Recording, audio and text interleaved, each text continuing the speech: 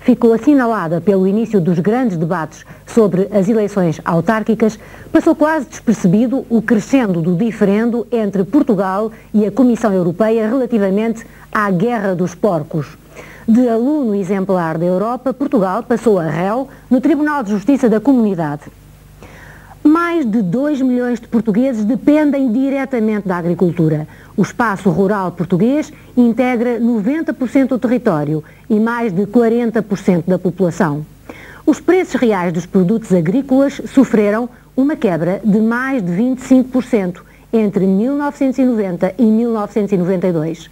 De tal redução, resultou uma perda de rendimento real dos agricultores portugueses que variou entre menos 17% e menos 30%. E, no entanto, não se tem o sentimento que a agricultura constitua uma prioridade para o governo. E dos agricultores quase só se fala quando estão em guerra, como aconteceu agora no caso dos porcos. O meu convidado desta noite é Arlindo Cunha, o Ministro da Agricultura. Boa noite, Sr. Ministro. Boa noite. Segundo números publicados pela Comunidade Económica Europeia, e que o Sr. Ministro de certo bem conhece, 83% dos agricultores portugueses tinham em 91 rendimentos médios inferiores a 56 contos por mês. Isto em termos médios, porque nesta percentagem estarão também naturalmente incluídos rendimentos mais baixos.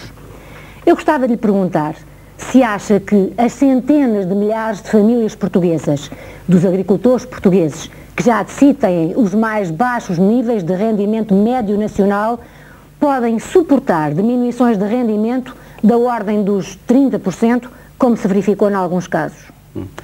Bom, como sabe, a agricultura é sempre um setor frágil em qualquer economia, seja aqui ou na Alemanha. É sempre um setor que sofre variações climáticas, imprevistos, é muito mais vulnerável. Acontece que em Portugal, nestes anos, aliás, eu segui com atenção os seus números, de facto houve uma baixa de preços em Portugal nos últimos anos, desde que entramos na segunda etapa da adesão à CEE, mas também é justo dizer que essa baixa de preços não se traduziu apenas numa baixa de rendimento, porque quando nós baixámos os preços, uma boa parte dessa baixa de preços foi compensada com uma ajuda direta aos produtores, uma ajuda ao rendimento. Já iremos falar nisso. Não se traduz apenas nisso. Se quiser falamos até no montante dessa ajuda direta. Mas queria dizer também, se me permite, que os números que também citou sobre a baixa de rendimento não são aqueles que eu tenho, e os que eu tenho são publicados pelo INE, Instituto Nacional de Estatística, que é o órgão oficial português para, digamos, este efeito, e demonstra que no período, de facto, em 92, os nossos rendimentos agrícolas baixaram 12%, em 91 baixaram 2%, mas por razões climáticas, como sabe, as duas secas seguidas, mas na média de 85 a 92, esse rendimento aumentou 1,7% em média. Eu referi-me, como o Sr. Ministro sabe, ao último período de 90 a 92, e de facto tem toda a razão. A estes números ainda haverá que juntar as consequências do período de seca. 93 vai subir. Em todo o caso, vamos ver, porque como sabe, ainda hoje um Telex de hoje nos diz que também, segundo números do Instituto Nacional de Estatística, há já consequências gravosas para muitas culturas destas chuvas de outubro. Em alguns setores há, mas em termos globais... Em todos os setores, penso eu. Desde o arroz até a vinha. Mas no global, as nossas estimativas apontam para uma melhoria do rendimento. De qualquer modo, eu volto à minha primeira pergunta. Como é que acha que podem viver os agricultores portugueses quando mais de 80% têm um rendimento inferior a 56 contos por mês? Bom, também... Como é que podem viver os agregados familiares dos agricultores portugueses? Repara, no mundo rural não pode comparar números, 56 contos ou o que for, com um rendimento semelhante numa cidade. No mundo rural, um agricultor tem um conjunto de produtos de autoabastecimento que de facto representa também muitos contos de bens. E além disso, como sabe, também é superior ao salário mínimo nacional. Portanto, eu penso que a agricultura em Portugal, como se sabe, desde sempre tem um rendimento mais baixo que o resto da economia, ou que a média da economia, mas isso não é só aqui. Também na Alemanha, o rendimento agrícola é pouco mais de metade do rendimento global da sociedade alemã. Portanto, a agricultura, por isso é que eu disse há pouco no início, é sempre um setor difícil, um setor frágil em termos de gerar rendimentos. Por isso é que nós precisamos cada vez mais modernizar, continuar com os investimentos para melhorarmos os rendimentos dos que lá ficam.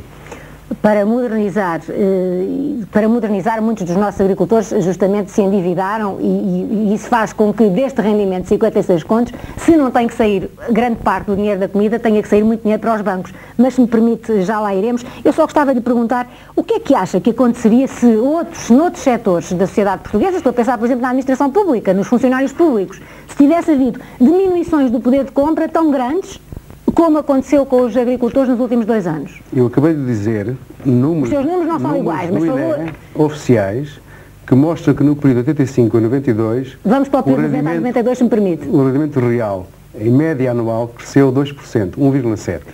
Só que em 92 e 91, por razões que são conhecidas, tem a ver com as secas seguidas, baixou, num caso 12%, no outro caso 2%. No caso 12%, acha que Mas isto é agricultura. Outros setores da economia portuguesa se teriam conformado, teriam conseguido sobreviver a um poder de compra, a uma baixa do poder de compra dessa ordem de grandeza? Bom, estamos a falar de uma baixa conjuntural, portanto, porque a tendência não é essa, é uma tendência de subida ainda que ligeira.